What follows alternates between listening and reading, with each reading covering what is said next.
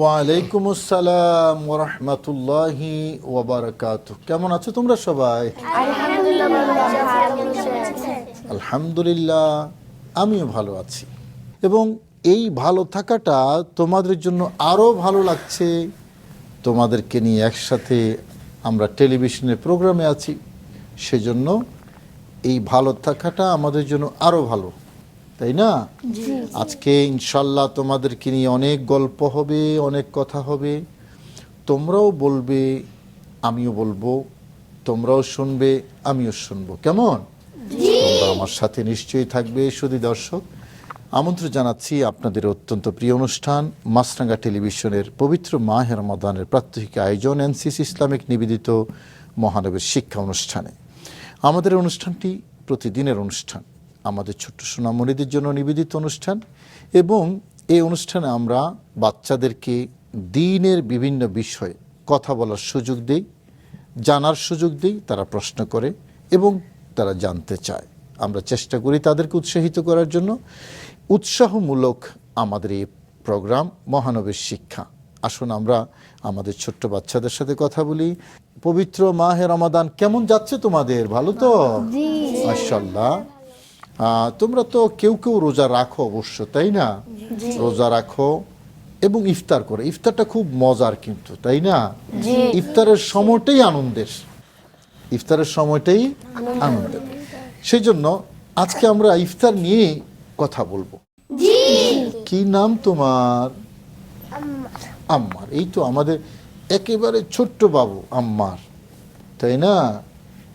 ইফতার প্রতিদিন রোজা পালন করার পরে সূর্য অস্ত যাওয়ার সাথে সাথেই খাবার গ্রহণ করার নাম হলো ইফতার, তাই না? সারাদিন তো রোজা পালন করে, সারাদিন পানাহার নিষিদ্ধ, তাই না? খাবার খাওয়াও যাবে না, পানি পান করাও যাবে না। পানাহার থেকে বিরত থেকে রোজা পালন করা, সুবহে সাদেক থেকে সূর্য অস্ত যাওয়া পর্যন্ত, তাই না? এই পানাহার মুক্ত থাকার নাম রোজা। যেই মাত্র সূর্য অস্ত যাবে তখন কি করতে হয়? সূর্য অস্ত গেলে সাথে সাথে কি করতে হয়?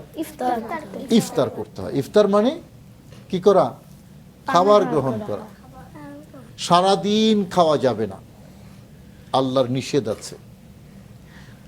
আর সূর্য ডুবার পরে আর দেরি করা যাবে না, খেতে হবে, সেটাও আল্লাহর নির্দেশ আছে। বলো হুজুর, ইফতার যদি সারাদিন রোজা রেখে ইফতার না করে তাহলে কি পাপ হবে? সারাদিন রোজা রেখে যদি কেউ ইফতার না করে তাহলে পাপ হবে কিনা? অপরাধ হবে।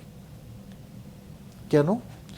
কারণ নবীজি বলেছেন তোমরা সূর্য অস্ত যাওয়ার সাথে সাথে দেরি না করে ইফতার করার নির্দেশ, আদেশ দিয়েছেন আমাদের প্রিয় নবী হযরত মুহাম্মদ, সবাই বলো সাল্লাল্লাহু আলাইহি ওয়াসাল্লাম। নবীজির নাম শুনলে কি পড়তে হয়? সাল্লাল্লাহু আলাইহি ওয়াসাল্লাম পড়তে হয়। এখন যদি কেউ দেরি করে তাহলে নবীজির নির্দেশের বিপরীত হবে, অপরাধ হবে। আর একেবারেই যদি ইফতার না করে তাহলে সগীরা গুনাহ হবে। সুতরাং আমরা নবীজি যেভাবে বলেছেন আমরা সেভাবেই করব। নবীজি বলেছেন সূর্য অস্ত যাওয়ার সাথে সাথে ইফতার করো, আমরা ঠিক সূর্য অস্ত যাওয়ার সাথে সাথে কি করব? ইফতার করব। তুমি কিছু বলবে নাকি? নবীজির প্রিয় খাবার। জি, নবীজির প্রিয় খাবার। নবীজির প্রিয় খাবার, নবীজির প্রিয় খাবার অনেক আছে, তবে ইফতারের সময় নবীজির প্রিয় খাবার হলো খেজুর। কেমন? হুজুর, খেজুর ছাড়া কি ইফতার করা যাবে? খেজুর ছাড়াও করা যাবে, পানি দিয়েও ইফতার করা যাবে। তবে আরও কিছু সায়েন্টিফিক বিষয় আছে। খেজুরের মধ্যে মানব শরীরের জন্য ভিটামিন, প্রোটিন যা যা দরকার খেজুরের মধ্যে কিন্তু সবই আছে। কথা বুঝতে পেরেছ? সেই জন্য নবীজি খেজুর দিয়ে ইফতার করতেন। আচ্ছা, আজকে আমরা একটু তেলাওয়াত শুনি নেই, আমরা তো গল্পই করছি শুধু, তাই না? তোমরা কি একটু তেলাওয়াত করবে কেউ আজকে? আমি করবো। তুমি করবে না? আচ্ছা, একটু কোরআন শরীফ তেলাওয়াত করে দাও। কি নাম তোমার? তানবীর। তানভীর। আমাদের ছোট্ট সোনামণি তানভীর একটু তেলাওয়াত করে শোনাও। أعوذ بالله من الشيطان الرجيم بسم الله الرحمن الرحيم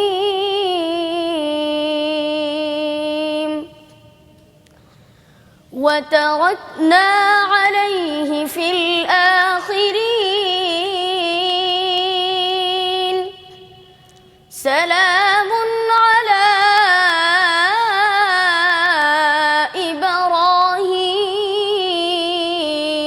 إبراهيم كذلك نجزي المحسنين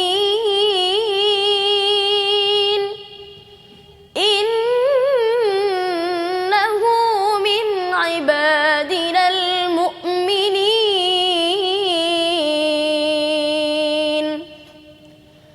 وبشرناه بإسحاق نبيا من الصالحين وباركنا عليه وعلى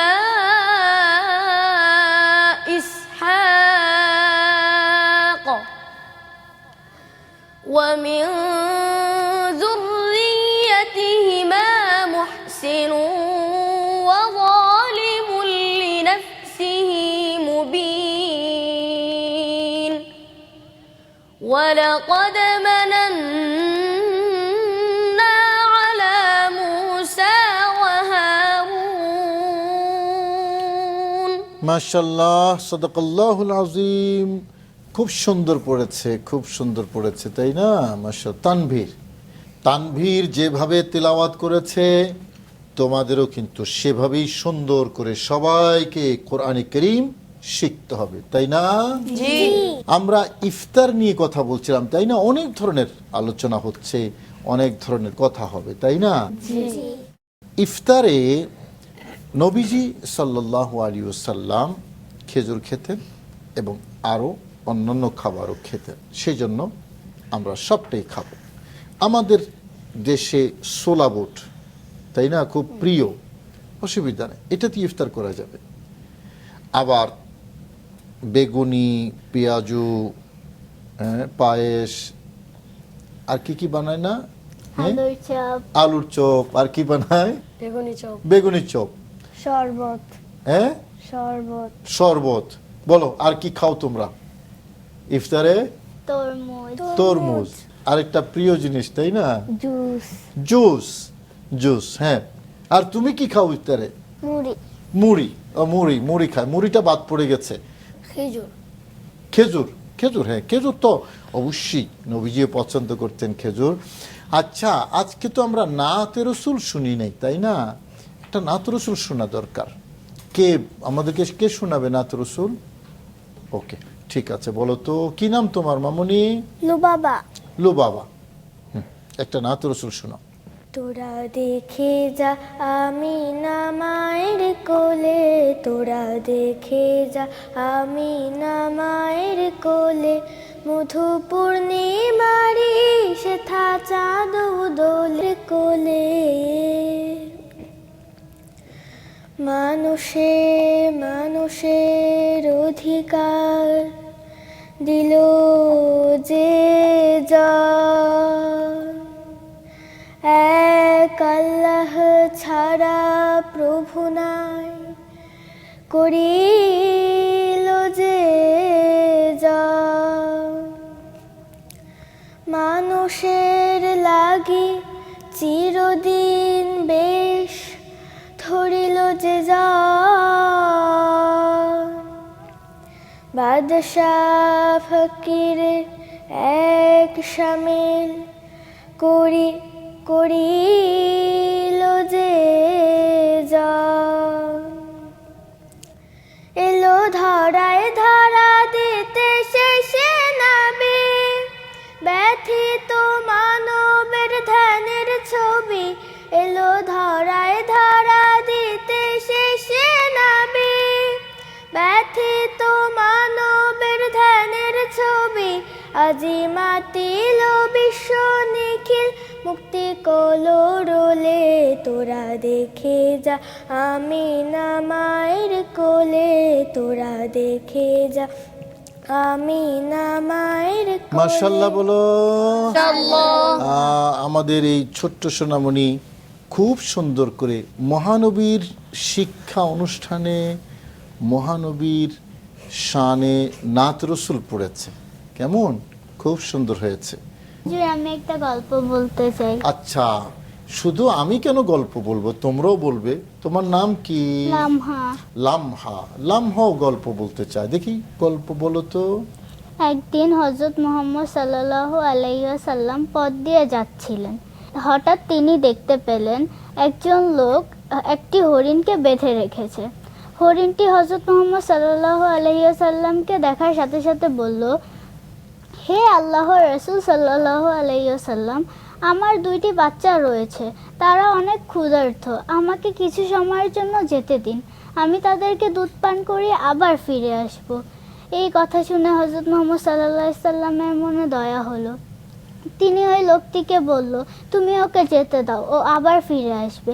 এই কথা শুনে ওই লোকটি বলল, ও যদি ফিরে না আসে? তখন হযরত মুহাম্মদ সাল্লাল্লাহু আলাইহি সাল্লাম বলল, ও যদি ফিরে না আসে ওর বদলে আমি এখানে থাকব। এই কথাটি শুনে ওই লোকটি অনেক অবাক হলো। সে হরিণটিকে যেতে দিল।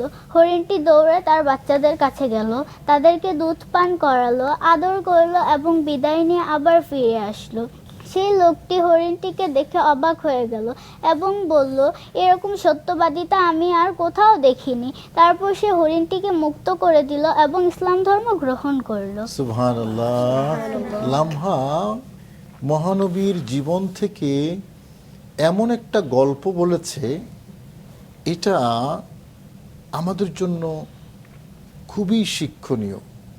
নবীকে বন জঙ্গলের পশু পাখি যারা, তারাও মানত এবং চিনত, তাই না?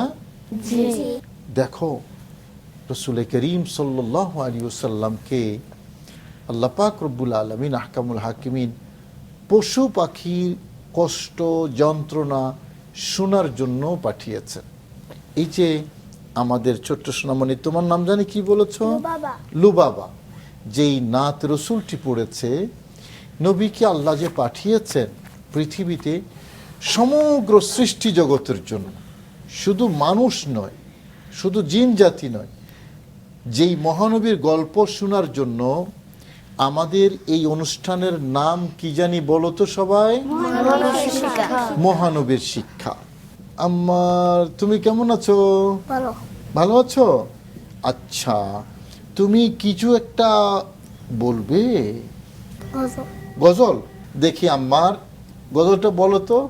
নবীর রওজা শরীফ দেখে মন ভরে না, নবীর রওজা শরীফ দেখে মন ভরে না, দিদার দাও গো শাহে মদিনা, দিদার দাও গো শাহে মদিনা। মাশাআল্লাহ, মাশাআল্লাহ বলো।